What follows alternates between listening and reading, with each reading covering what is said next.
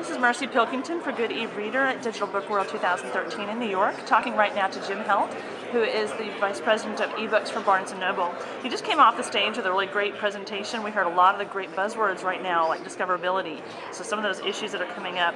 So I want to ask you, first of all, you mentioned something very important, that we don't categorize the books now, we look at your interest. How does that help the readers? I think ultimately right now what happens in a bookstore is you have kind of the traditional categories that we've always put books together in. And for someone based on their interests, they ultimately may have to go to 2 or 3 of those categories. They'll have a couple of books in nonfiction, they'll do something kind of mass market, they'll have something kind of in the core literary fiction that all may be related to the topic or the interest that you're doing. The one I always kind of use lately is kind of 1940s spy and intrigue. There's a lot of true historical, nonfiction that you can get at. You can get from a lot of good biography in that era, whether it's the war planning that Winston Churchill and Franklin Roosevelt did, all the way through to literally what happened on the ground during World War II.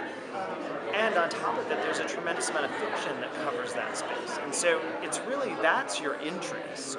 And so digital allows us to rethink those traditional book categories and really make sure that we're targeting the user in a way, or the reader in a way that really kind of gets them to see more books than they would have normally seen about the interests that they're focused on. Yesterday we actually heard a presentation based on some survey data that said that while dedicated e-reader users are still reading more ebooks, the tablet readers are growing exponentially. So what does that mean when you're actually deciding, do we release a new e-reader, do we focus more on our Nook tablet? What does that mean for the company? I think the way we think about it is actually, it's about reading anywhere. And so I would actually say that the people who love to read, they're reading on their color devices, they're reading on e-ink products, and frankly, we're somewhat, focused on making sure that we have the right product portfolio.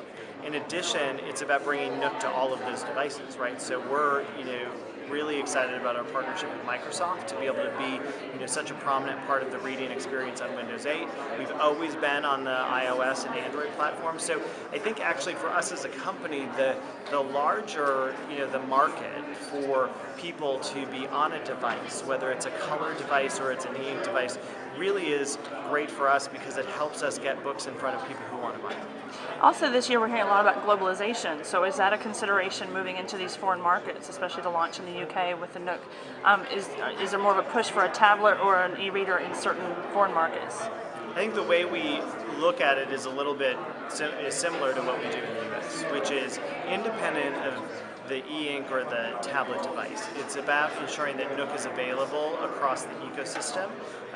Again, with the work that we're doing with Microsoft really becoming an integral part of what the Windows 8 rollout globally will be about. It's an important piece of how we're going to reach readers. So when we think about expanding into these new markets, which we'll do this year, it's really less about which Nook product. It's really about Nook on all of these products in those markets to help ensure that this amazing content library that we have can be put in front of readers in the market. And lastly, with the growing popularity of the Nook tablet, of course, Barnes & Noble is expanding into Nook Video and Nook Television. So what are the considerations there and how is that done so far? Yep, so Nook Video is the service that we launched with the new HD and HD Plus products. And that service we're really excited about. You can either purchase or rent movies and TV shows. We are continuously expanding that catalog in both the US and the UK market. That will just continue to grow. It really is an important part of ensuring that all of the content that people want to experience on these amazing color devices are available to them, and so Nook Video is just another way in which we're bringing content to life.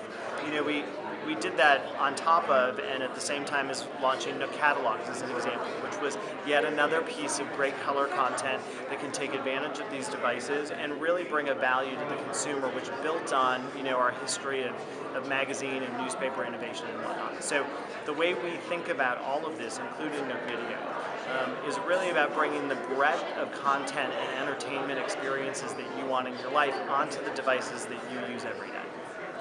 Thank you so much for your time. Again, this is Marcy Pilkington for Good eReader at Digital Book World. Thank you.